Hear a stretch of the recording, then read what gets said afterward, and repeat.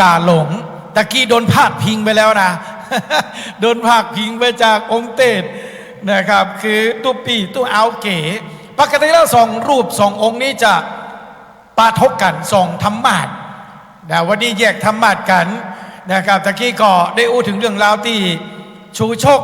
ได้นางอมิตดาเอาเงินคำแก้วไปฝากพ่อแม่ของนางอมิตดาเอาไปใจให้มดเหี่ยเสี่ยงครบรอบ10 ปีปิกมาทวงส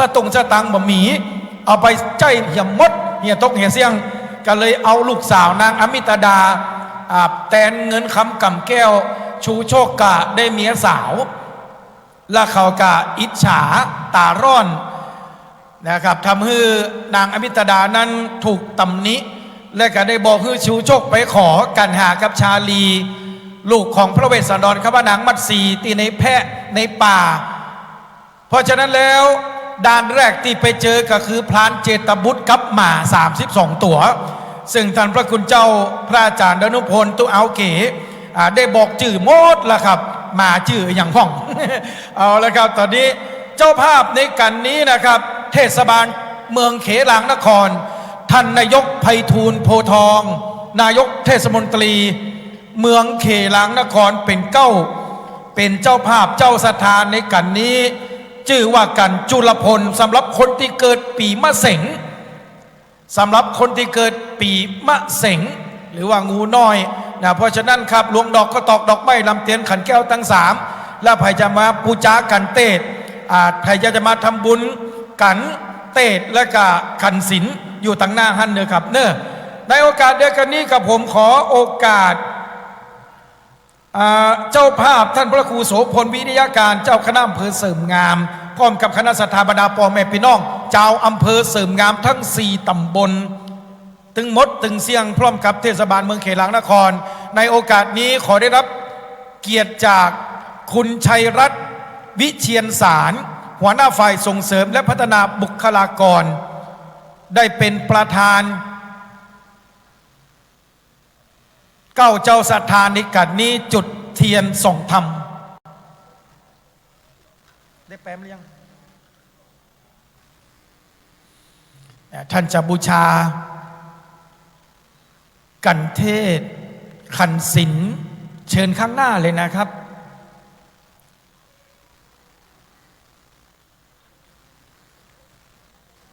สำหรับองค์เตศพระอธิการเสวตปัญญาวชิโรศิษย์เก่าพุทธศาสตร์บัณฑิตรุ่นที่55รุ่นเจ้าสัวนะรุ่นนี้นะเจ้าอาวาสวัดดอนชัยบ้านกิ่วตำบลแม่สุขอำเภอแจ้ห่มจังหวัดลำปางนักเทศชื่อดังนั่งตังบัลลังก์คำกันที่6มีชื่อว่าจุลพลว่าด้วยเรื่องราวที่ชูชกไปปะใส่พรานเจตบุตรกับหมา32 ตัวจุไลลี่บ่าเอาสารจากพระเจ้าสัญชัยเพื่อมาอัญเชิญพระเวสสันดรพร้อมเลยกับครอบครัวกลับยังเวียงวังคลังธรรมเรื่องราวจะเป็นจะใดมา32 ตัวที่ตู้เอาเก๋บอกว่าขนาดต้องใจรถแมคโครมาง่างออกเวลาครบเนี่ยนะแหมตึง32 ตัวอาจจะเป็นจะใดพ่องครับก็จะได้สดับรับฟังในห้องประชุมคณะสงฆ์จังหวัดลำปางณสถานที่ตั้งทำหลวงวีรกรครั้งที่21ในโอกาสนี้ขอเรียนเชิญท่านร้อยตำรวจตรีศรีวัยสมวันครับปราชญ์ล้านนาอดีตนักเทศนั่งตังบัลลังก์คำกันที่9ข้าราชการบำนาญตำรวจจะได้มาอาราธนาธรรมในกันนี้จุลพลขอเรียนเชิญพ่ออาจารย์ครับ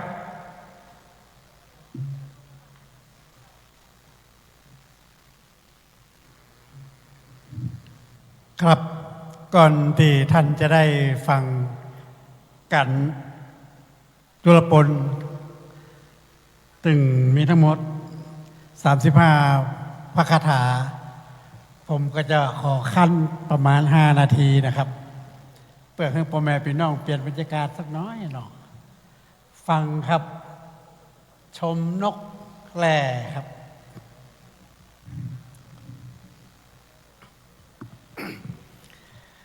ก เชิญชมปักษาทิศชาติล้วนนางนาดกินนอนนานงบังบินเล่นนะละเลิงลงล้วนอานงสั่งกูนีนอนดกแก้วจับโกงกลางบนต้นมาสั่งก่อนละแลนกอินทรีนกแสงแซวงาจับสีสุกแสงแซวสุกน้ำเขาเสียดสีแสงแซวสน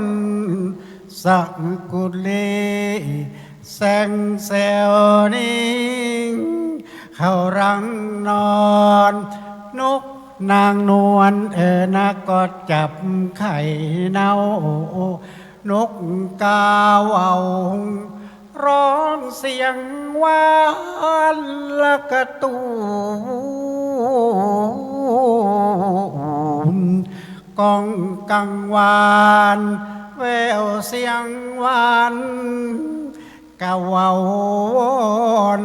เบนนะเจ้าวันนักก็จับกิ่งว่า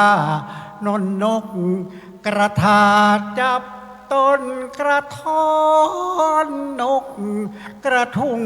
งาจับต้นถอนใต้ต้นกระท้อนนั้นมีแต่นกกระทาแก้วกะลิงจับกิ่งแก่แลที่ต้นแก่แลนาศาลากะลิงเลี้ยวแลกะลิงลาไม่แลเลยนกกะลิง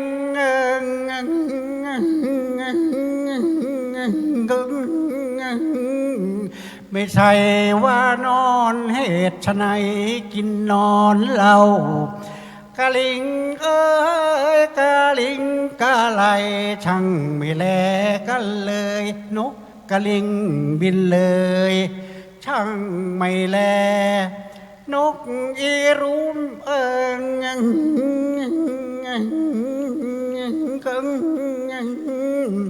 มันบินทลาโนนไก่นาหากินแน่นกไก่นาโดนาแนบกินแต่แน่เช้าโนไก่นาร้องชมนกก็มาเสียเพลินเวลาจะเกินเสียแล้วแฟนจ้าผมร้องเป็นแหล่ชมสกุณาแอ่นลมทลามสู่รวงรังโน่นนกเอียง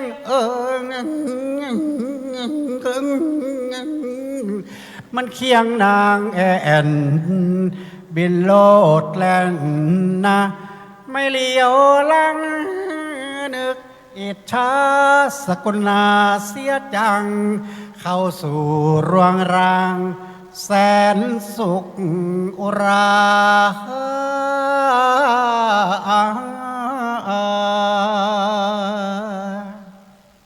ครับน้ำย่อย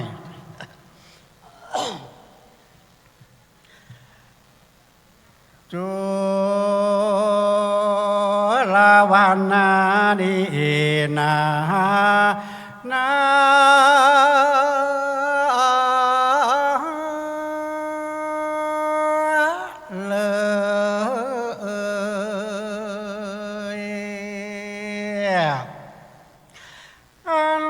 ว่าจุลปนป่าน้อยกันใจใส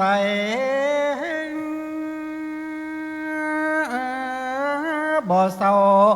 บางเมื่อพรามผู้เฒ่าสวกไม่เต้าออกเต้วตาอังมันก็ย่างงกเงินห หนควางขวางเพื่อเสาะหาหนทางไปหาพระเวสสันดรตาอันเจ้าไก่ก็มาไก่หนทางนี้เราเข้าป่าไม่ดานนาโด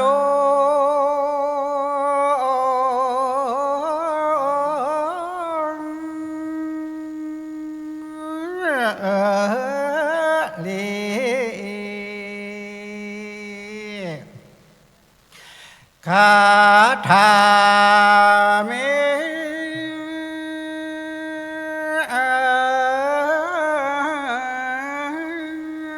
องค์อาจ35 บาทบาลีขออาราธนาลูกศิษย์พระมัวนี้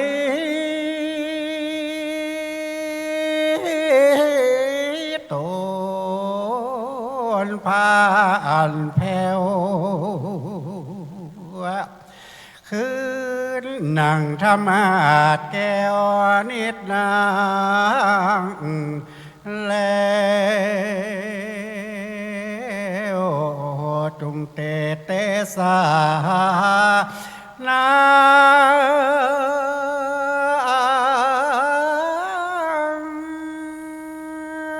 ธรรม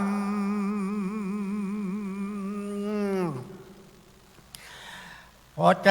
ผู้ขาจานหาแกงครับจา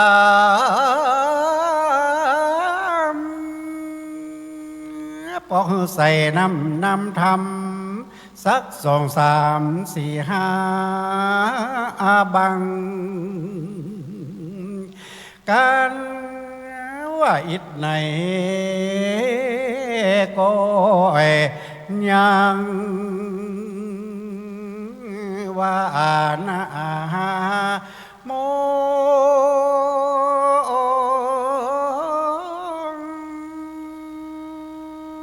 ไปก่อนแลเดสาธุอนุกรรมปิมังประชังอาราธนังกาโลมาอาเซเฮ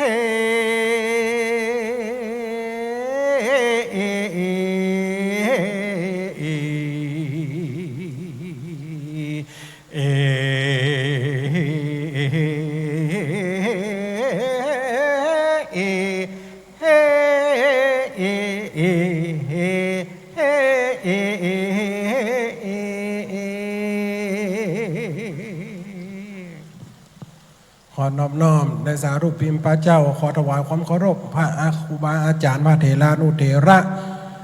ที่ได้อยู่ในมณฑลพิธีในการฟังธรรมเทศนามหาจัดวันนี้ขอเจริญพรคณะสถาบรรดาอีป่อยแม่นักศีลนักบุญคนฟังรายการวิทยุคลื่น106.50ก็ดีคลื่นสีขาวในคณะนี้ก็ดี Facebook ไล่ในการไล่สดก็ดีต่อไปนี่อาตมาภาพอธิการเสวตปัญญาวชิโลหรือเสน่ห์การหลงที่อีป่อยแม่ได้ฟังในรายการวิทยุวันนี้จะได้มาเทศนาธรรม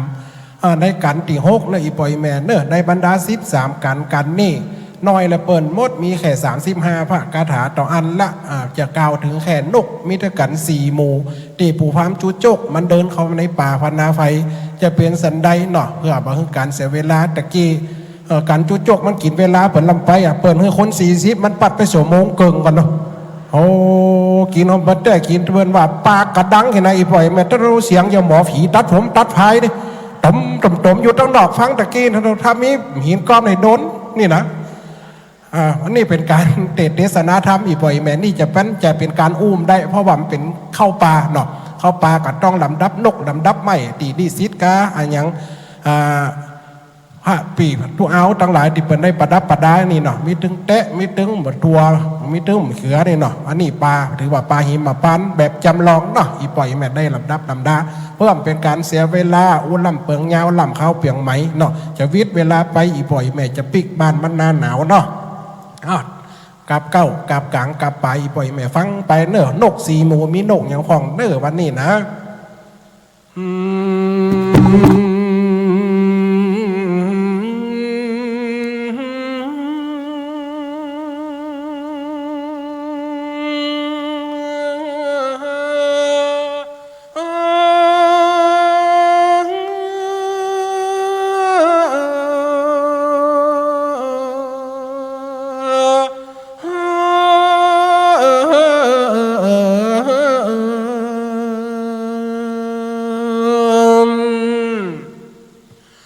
โยโตสา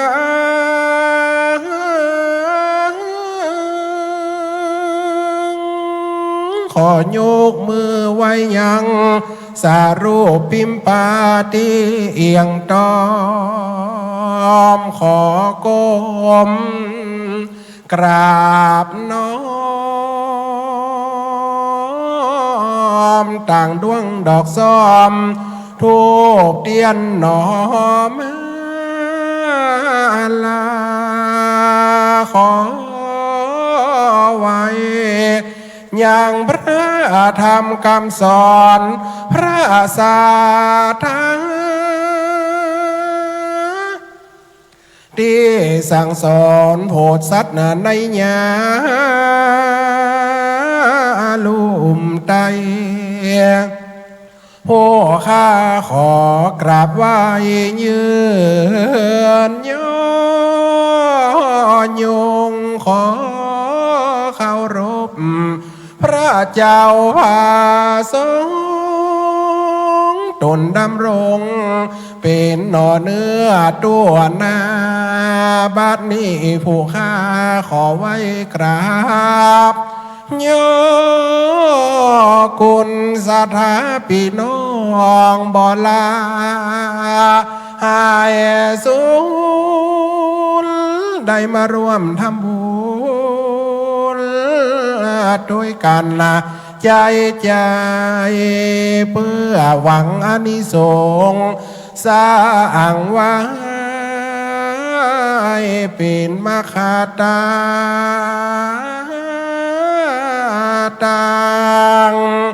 ตานสินแล้วเล่าบุญจักอยู่เฝ้าบ่โศกเศร้ามองมาภาวนาวางปงใจครบทุนละเป็นยอดแห่งบุญล้วนจากได้แผ่ส่วนบุญไปขอทานแล้วสะอาดหมดสายภาธนาใดสมใจไฟอ้างเกิดยอดแห่งตานมาเป็นสิ่งสวยลาบ่อเห่อของข้างติดหลุมห้องบายทำบุญแล้วมีสุขกายสุขใจสมดังมโนนาเตียงตองจากไปสู่แห่งห้องเจอว่านี้ปานใจและนะโมตัสสะภะคะวะโตอะระหะโตสัมมาสัมพุทธัสสะนะโมตัสสะภะคะวะโตอะระหะโตสัมมา สัมพุทธัสสะนะโมตัสสะภะคะวะโตอะระหะโตสัมมาสัมพุทธัสสะเอวังเจตปุตโตพระมันนังโปเจตัวปะไทยญาตัสสะญาตันนสมาตุโนตุมภะจิวะปามิกาสาธิจาตัวคมคาราทะเปตัวคณิขะหะตะทังโอคีปิตัวมหาตัสสาวาสะโนลกสังอาจินนาคันโตอาหารัมดัมรัมดาธรรมเทศนามา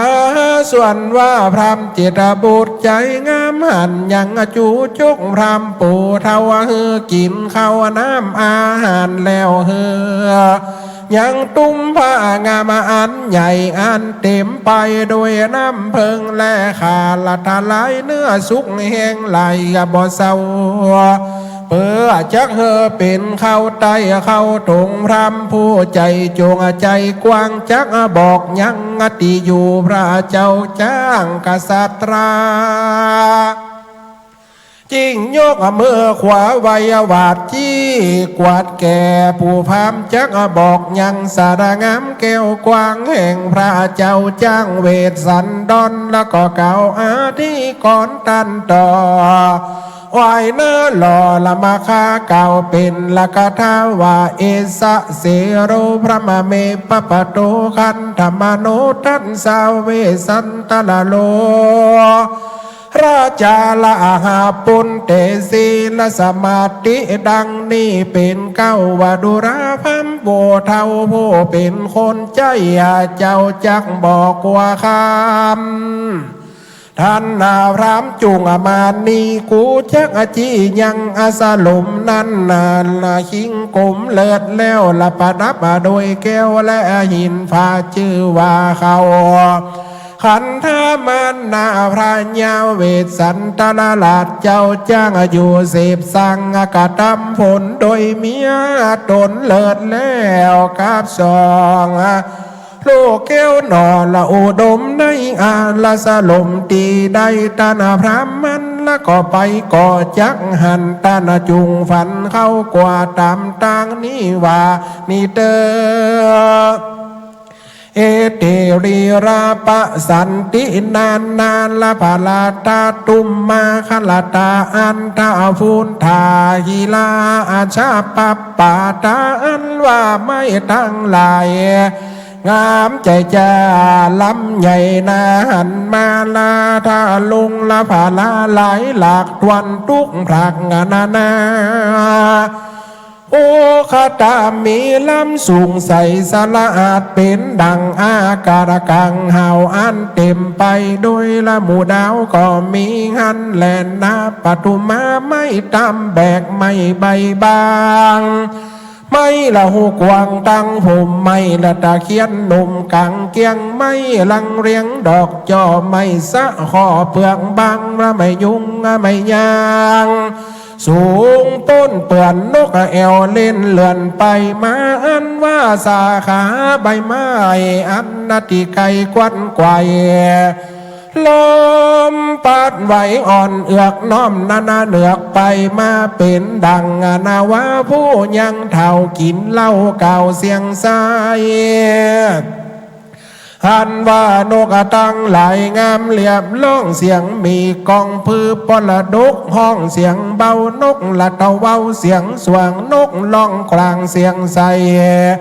บินไปไกลและไกลเหนือหมู่ไม่งานาคันถึงยามมาล่องแสงสว่าล่องเสียงกว่ามีกองมันเมาเขามีใจจุ่มเจือนปีที่ตื่นหลายแสนมาทุกเด่นทุกดาวจะไปเป้าและไปตานมีเสียงหวานใจจ้าดังเสียงขับดิบแห่งนางฟ้าอันอยู่แหล่งรัก เมืองสวรรค์นั่นแลพรำเมดุราดันพรำอันว่าป่าตินั่นดูใสผายฟองเต็มไปโดยดอกไม้ยองเรียงรายแม่นคนได้ไปหลอดหันในป่านั้นก็ได้ยินดีเป็นตีระสนุกงาแสนเต่าแม่นคนอยู่เก่าก็เฮออยู่สุขใจอะสาโมอันว่าสโรมโตนบาไทยอินตาหากแต่งไว้ก็ดูงามละบอกว่าคำเข้าสู่เหมือนนัติอยู่แห่งเตลวดาทั้งหลายก็มีแลพรำเฮยส่วนนาพญาเวสาล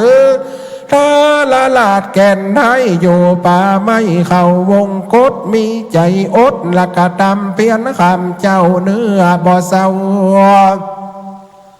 ส่องใสงามตันพามฮือสู่ไปหลอดหันนาตีตันนั่นจากหันตันนาทาลงธรรม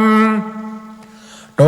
นสักสวดอันอยู่กับโดยนางนาดนาเทวีกับตังอาจาลีและกันหาลูกเต้ากลางดันดาวดงรีพระฤาษีบุญกว้างศีลบ่มั่งภาวนาถ้าเรนโตก็ทรงพันนาวิเศษเอาเป็ดปิ่นละสีถือคอเร็วรีเย้าเยือนหมวดเก้าเจือนเป็นอาจารย์จมมาวาสีท่านนุ่งหนังเสือลายยะยนนอนเหนือฝุ่นดินได้ย่อมือถวายจุ่มจอบไว้นมนอบกองไฟเปียวเสียงใส่บอดเศร้าทุกคำเจ้าแห่งวัดราศีนั่นแลนายกาละย้ำนั้นพรำเจตบุตรผู้ใจขานจักบอกที่สำรันแห่งเจ้าเต้าตนเงาเวสันดอนแล้วก็เก่าอธิกรยิ่งกว่าเก่าย่อยุกเหล่าวันนาวดุราธนาพามปูหัวงอกกูจักบอกโดยตั้งดีมะม่วงมีหลายหมู่ตนตั้งอยู่หิมมาปานในสถานบ่หลวงล่ำสุกดิดพรำดูระปจิตไม่มากควิดสูงใบหอยขนุนสุกย้อยงานำนาไม่สบามีกาวันนาจุมปูล้วนลูกสุกแขวนไม่ละมักแหนสุกสละอาดไม่มักหาดสุกใสงามมากสมอและคำปอมลาแวดรอบล้อมอยู่อาลำผ่าแป่งงามดูวิเศษละสะเองติดดูงามมีหลายล้ำใหญ่น้อยหวานจิตจ้อยมีวันไม่มากตันสุกงอมมาสุกข้าก็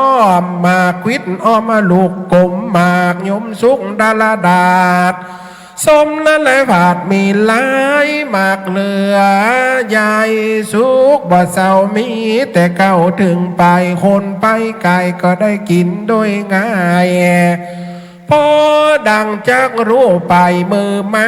ที่นั่นนาดงใหญ่มีไม่องค์ไก่ตั้งอยู่ใหญ่กันตั้งละผานาวานไผ่พอกก็จริงเป็นดอกไผ่เผยกิ่งแก้มเผยจูกามมีละตังไม่กลุ่มน้ำดอกปันปวงไม่หมูกหลวงดอกตีทวนไม่หมูกน้อยดอกล้วนแก้มใบสางบง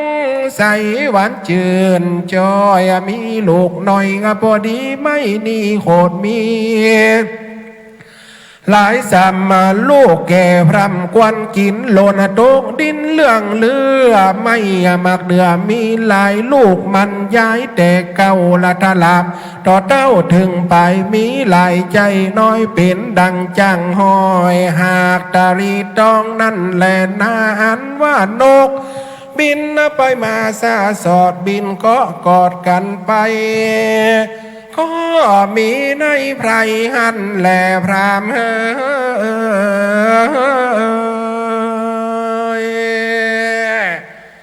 ว่านาเขาคงในดงป่าไม้ เหมือนจะไกลพอสุดเย็นละตาล้วนหมูนกวิหกปักษาโผงสกุณาบินป่าสอดซอย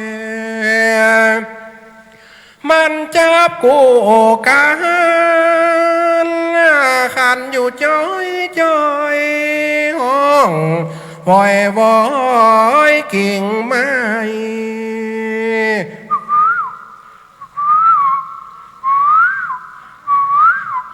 พอนกป่าตามาจะลองไว้ว่าเจ้าไปกาดมากาจีเจ็บจีจองห้องทองเสียงจะหงสากุณาปากหวานมวนกองนกเอิดเฮ้ยบินเสยลำกองว่าตุยกองเพเตอจอนแจเย่ดงมีหันปะเลอะโลนไหลไตใบปลายเฟยใบไก่ป่าสาวสาวห้องวอนเสียงใสจับก้อนบินไปขัดแดกขาดแดโปพรามเดินดงมันขะเมแบ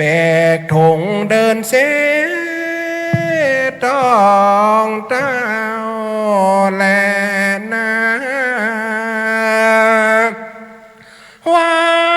ฒนาอันว่าในป่านั้นนาหอมโดยนากินรสสำเร็จนาโดยหมู่ไม่แลบใบนกบินไปเป็นหมู่เอิญสะผู้สกุณาว่าปูเท่าซากหมาบินส่วนนาอันนาปากมวนจาจาตักธรรมโดยกำงามดาละดาดมันหูขวาดแสงสากำละปูพามจ่าสวกเต้าเดาเดิบมันนาบ่สุกเกิบหากเดินทางนกทั้งหลายแล้วก็ฟังลำลองบินสะส่องไปมาพรุ่มมันลาอันว่าแม่เฟิงแก้มเม้งผู้บินนะเข้าสู่ดอกดวงหอมบินไปตอมพันหลอบลองแล้วสอดไปมาสกุณานกทั้งหลายมวลมากก็มีหากหลายปากันร้องขันขานเพราะมวลพร้อมมาส่วนนาศาลาเขาเกิดมาสองขาบคือเกิดจากต้องสกุณาแล้วเกิดมาด้วยไข่แล้วตัวก็ใหญ่เสมอกันมีวันหน้าสีสันหลายหลากเป็นดังตันหากหันมาป้ากันมาเกิดกองเสียงมีทองลองซึ่งกันหน้าโมลธนาตีจุมเจือนนันซาสูละก็ลู่โดยกูผัวเมียตวนบินซาสนซาสอดบินล่องกอดกอดมีกองนารามไปเตอละผู้พามนั่นเฮยจิตพุทโธอันพระพรามจิตบุญผู้ชาราชอันเจ้าราชเมืองขวางก็ได้ใส่ตั้งไว้ฮือรักษาประตูป่าไม้หิมมาปานก็เก่ากัดถาว่าเอตาทะสกุณาสันตินาวานาลปะหุติชาโมลตติสาหะพันลิยาหิอัญญละมาละยังปะกุจิโนรัมเมดุราตันพัมอันว่านกสีหมูบินละสะสัวไปมามีภาษาร้องต่างเสียงร้องสว่างเหมือนเนเวทแหวดึงห้องซอเซโดยว่าลูกใจฮักพ่อบินเต้านอกินเมืองฮือเต้าละบุญเรืองชุ่มจืนอันว่านกงาหมู่หนึ่งหัวดีแล้วก็ร้องยินดีชมจื่นเขาแล้วก็ยืนทะไหวปอนว่าข้าแด่พระเวสสันดรปราบเงาพระราชเจ้าหากยินดีด้วยกับสองสาลีลูกเต้านางอนกหนุ่มเท่าเมียตนก็ได้ ร้องสะสนบ่เศร้าทุกคำเจ้าว่าเจ้าภาวนาเจ้าภาวนานั่นแหละนาตติยะสกุณานกปักษาหลายหมู่บินซาสู่ไปมาจับกิ่งสาขากิ่งไม่ว่าพระนอไทยเป็นเจ้าฮักลูกเต่าสุดใจร้องอยู่ในประเทศตาตั้งจิมขังอาสาโลมถวายบังคมกราบไหวพระนอไทยทำมีการาศีว่าโดยพระบุญมีโดนวิเศษหมวดเก้าเกตปิ่นจีตาติยะสกุณานกตวนสองกบินมาเป็นหมู่ว่าปิญาพุทธารำร้องเสียงมีกองในป่าหิมมาปันแล้วก็มานำมัดสาการโบราณใสสว่างเขียนจ่าจางถวายพรว่าเทวะข้าแด่พระผู้ทอนเจ้าจ้างจุงเสพสร้างตั้งบุญอย่าใดละทารุณกรรมเกียรติจุงหักษาลูกน้อยเนตรใจใจล่องเสียงใสทาลิงละทาลิงเสียงเมียมิ่งเจยบ้านเจ้าสุขสำลานปากวังแลนาจาตุตาสากุณาส่วนละวนกทั้งหลายพรำพ่อหมู่ตวนสีน้อมละถวายบอนว่าเทวะข้าแด่พระเวสสันดรเท่าไทยอันอยู่ป่าไม้หิมมาวันเจ้าอย่ากึดผ่านโศกเศร้าอันเป็นเจ้าโดยกันหาจาลีนางจายามีแห่งเจ้าโตหนุ่มเนาใจบ้านอดอยู่ดงดันป่าจางกลางป่ากวางดงลีเป็นราศีตัวนสักสวดกินลูกไม่มาดหัวมันเป็นของฉันตั้งเข้าภายนาจ้าเจ้าส่องละพระองค์มีใจทรงเสพสร้างอย่าละมั่งกระทำผลอย่ามีความกังวลเดือดร้อนลำบากคอนโคมใจจุงมีไม่ที่จมเจือนไว้นบเยืนเปลวไฟเตออันแลนาหมูนกจริงใดเจอว่าจีวปุตตาปิยะนันโทนกตั้งหลายอักโคบินไปมาในละศาลาแก้วใหญ่บินควับไข่ลองทองปวนปุนฟังเหมือนลาบามนาเพ่งปีในล่องลังแลลังเลือมีไฟเอื้อใจหมายกำตั้งหลายนกได้กล่าวสาธุเจ้าว่าดีและนาอันว่าลาสีเวสสันนตละแก่นไทยอยู่ป่าไม้แดนใดท่านจักไปแล้วก็หันและบ่อยากจุงเข้าป่าดงตันท่านจักหันพันนวิเศษ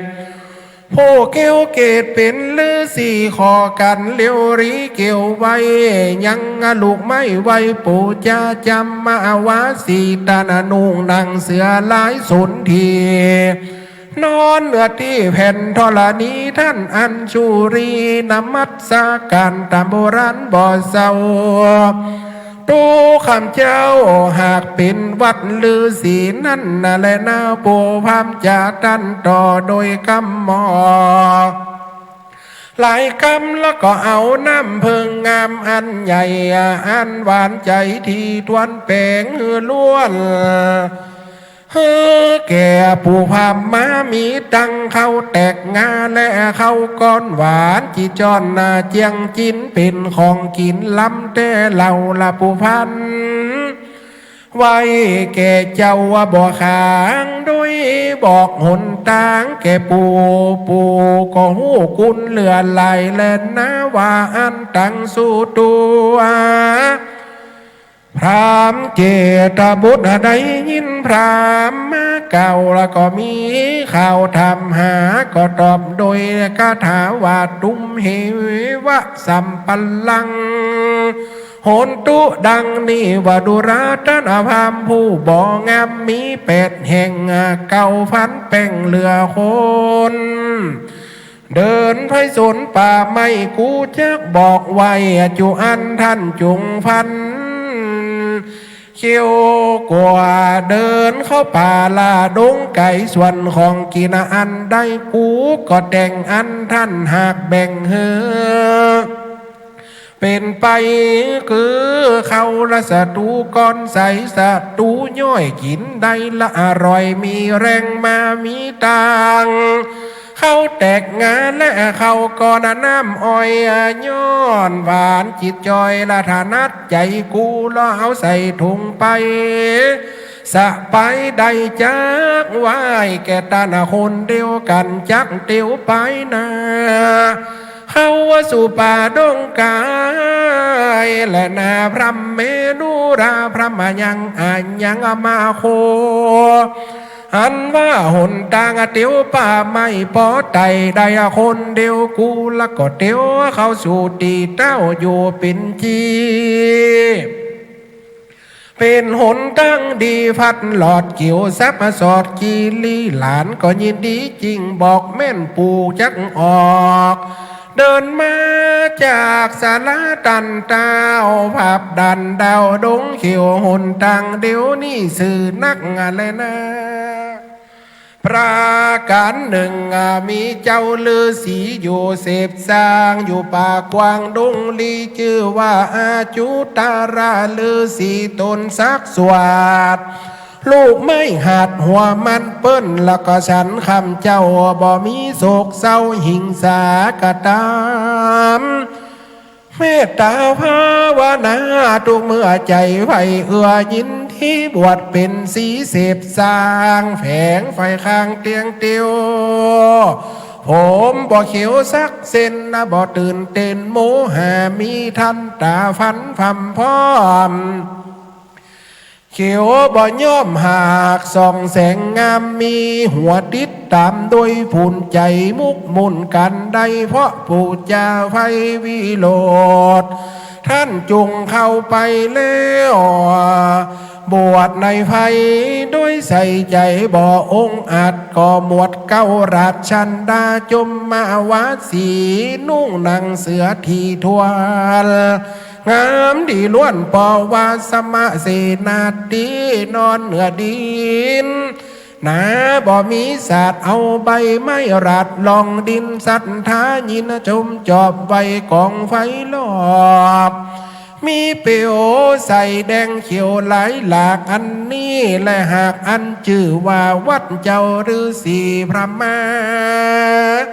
มันก่อนยินดีกำพำบอกมันนะจะเตียวละสลอกมักคาไปถึงนาลือสีทันไทยอีตังสุตัวพระมาพันตุงเจ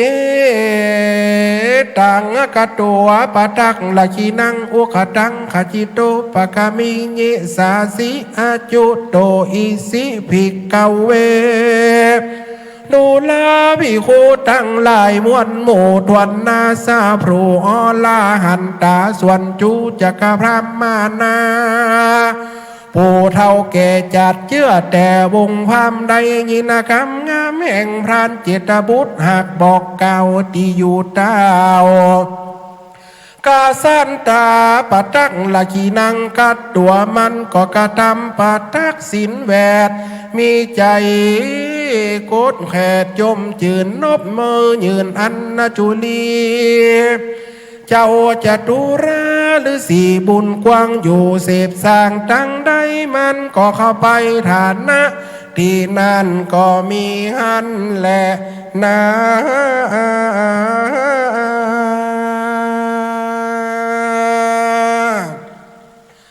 ตาตูบตังจะไปฟังเตียก็สิ่งตุ้มมองจะไปฟังลั่นก้องอึดถึงตีกองหลวงตึงตึงจ้างจู้ใจตุปีสะดุ้งเกือบจะพุ่งลงธรรมาดเป็นกามยังกะปายแหบน้อยจะไปฟังที่ถอยนาน้ำเป็นบาดเจิงระบำที่ได้น้ำเล่นบ่ได้พิษแผกเว ไปตามเส้นและหนอกองต่างอนุรักษ์ไว้ของเก่าของล้างศรัทธาคนฟังหายไขลับตื่นตองคณะศรัทธาเอาอาปีน้องนั่งฟังอยู่จ้องน้อมวันตายกมือ10 นิ้วต่างดวงบัวพาได้พัฒนากับธรรมพระเจ้าอานิสงส์ฟังธรรมมหาญาติเวสสันดรนี้เล่าโอ้โหจากเป็นบุญบ่เศร้าเงาไปคนใดฟังเมียน13 กันวอนคายก็จากถึงดวงในอริยเมตไตรเจ้าบุญจากโลนเต้าของศรัทธาหนุ่มเท่ายิ่งใจกันตู้เจ้าจะว่าไปนักเทศก็ยังอยู่แถมหลายพอเปิ้นแลควายแปลกตาอยู่จันว่าเปิ้นใส่กันเทศเป็น10,000 กาอ่านนานพอนาฬิกาไหลดันลาเลยมาเวลามันน้อยก็ให้แปลงใจหาขอลาศรัทธาเอาอาณาปาบุญมีบ่ตายลังได้หันหน้าหวังจะได้มาแหมข้างก่อนจากลากันใจพอจะปังเกินยากลูกหนีไปก่อนจะขึ้นรถกาดอกตันใจแสนอะไรพี่น้องเฮานี้ขอเอากำปอนมาปั่นไว้อยู่สวัสดสาดีเตียงเต้าพี่น้องคนฟังตั้งไปและเก้าตึงหนุ่มตึงเท่ายิ่งใจวิบากตึงหนุ่มตึงเท่าเมินเจยวิบากเต่าสาหน้าบุญเต้าโกยปันลำปันลอยถูกห้อยงวดหน้าจูโคในคนและนานิติตังขีญาสังวรณาจุลาปนกานานพาดปาดาโดยคาถา35 พระคาถาก็บังคมสมเลศเสร็จแล้วเท่านี้ก่อนแล้ว สาธุ สาธุ สาธุ